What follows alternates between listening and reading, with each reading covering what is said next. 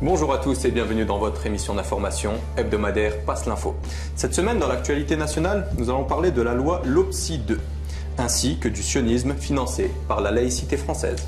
Et dans l'actualité internationale, nous développerons un article sur le mystérieux attentat antichrétien en Égypte à la veille du Nouvel An. Et nous enchaînerons avec le Mossad qui dévoile ses informations. Et après quelques brèves, le saviez-vous sera consacré au parti antisioniste.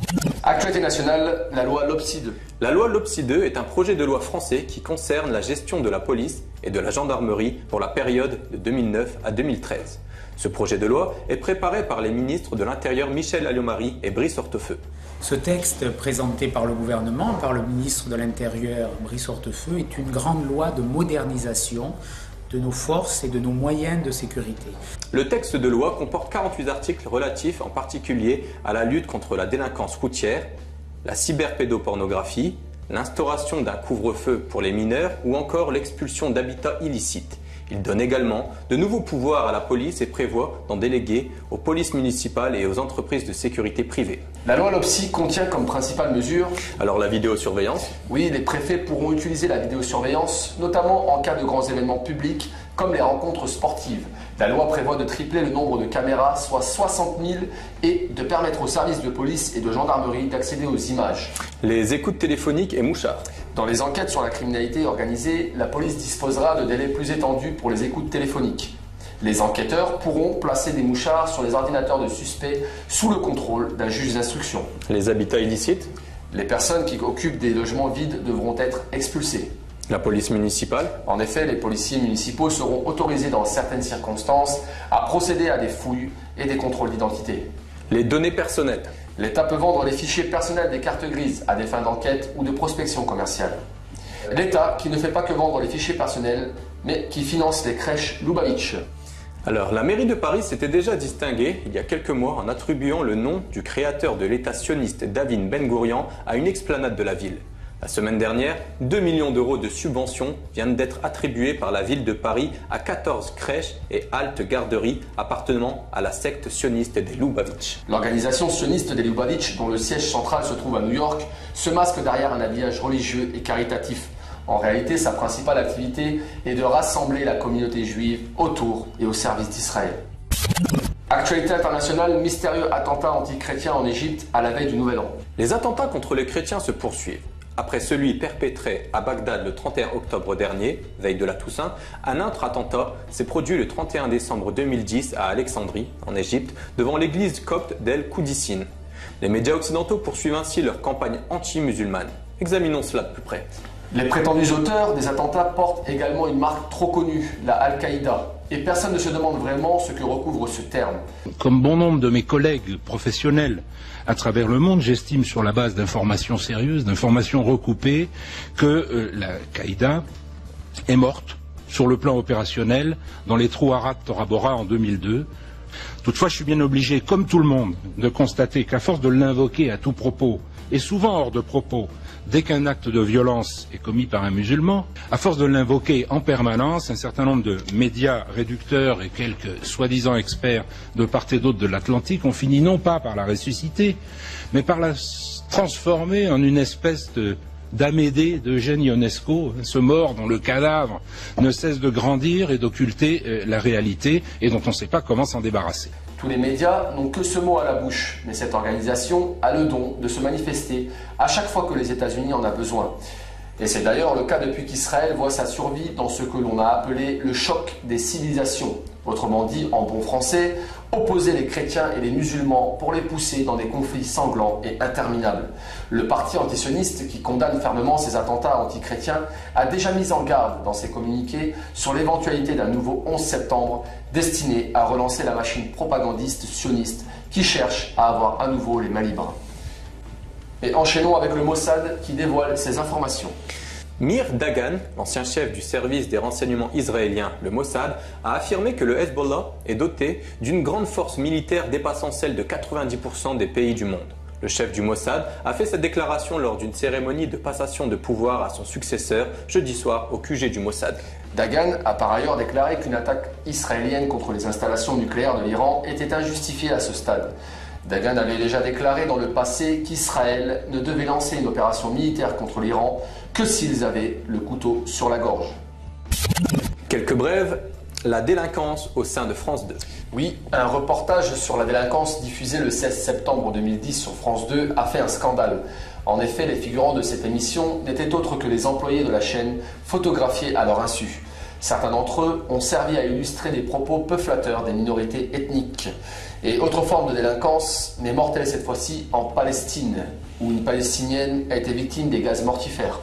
Lors de l'une de nos précédentes éditions, nous avons informé que l'armée israélienne avait reconnu avoir utilisé contre des manifestants des grenades lacrymogènes potentiellement mortifères et interdites par ses propres règles de maintien de l'ordre.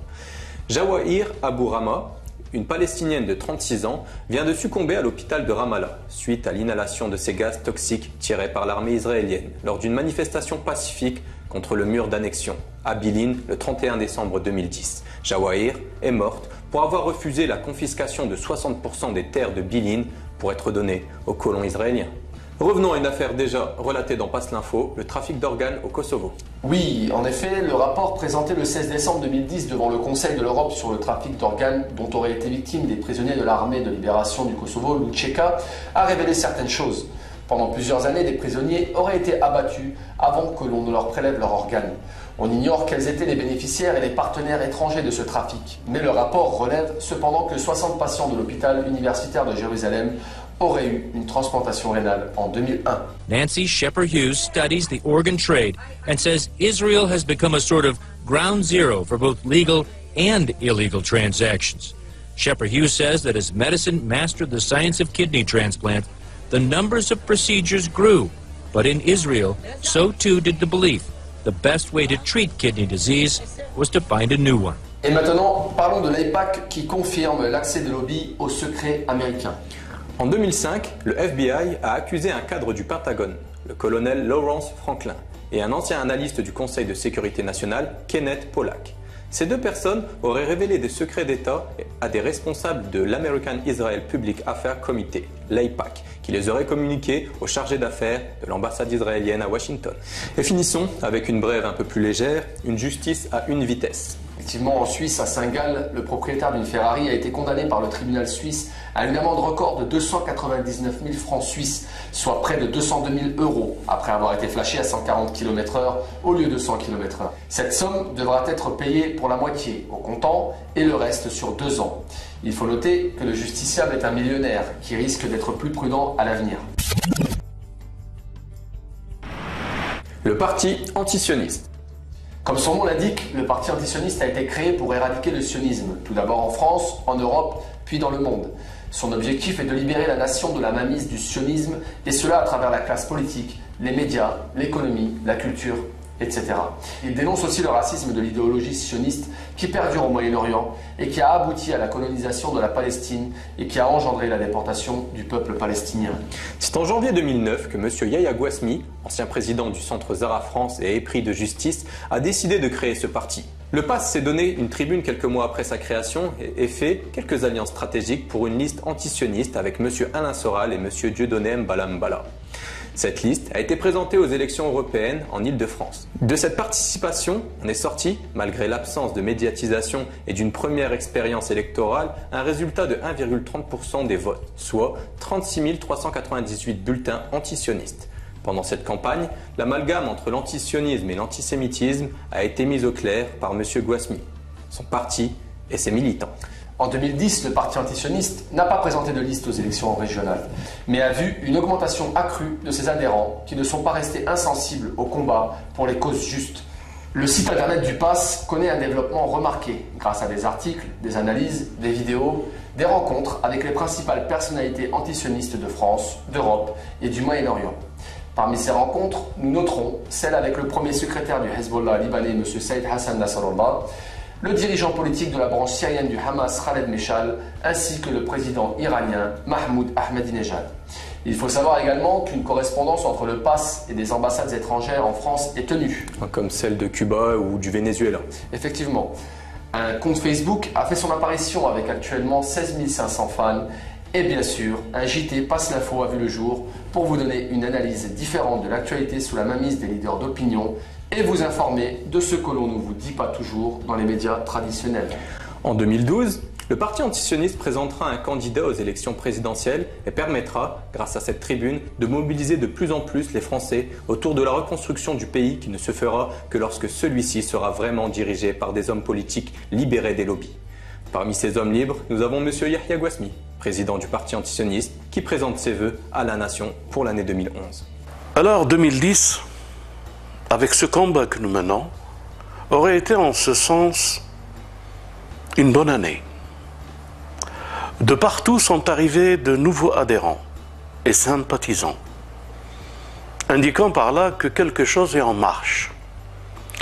À tous ces adhérents, sympathisants, amis et à leurs familles, je veux présenter tous mes vœux de santé, de prospérité pour 2011.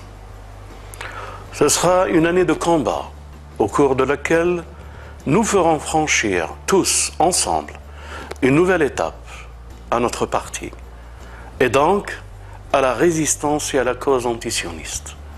Vous pouvez retrouver l'intégralité des vœux de M. Yahya Gouasmi sur le site du parti antisioniste. Quant à nous, nous vous retrouvons la semaine prochaine. Et surtout, passez l'info.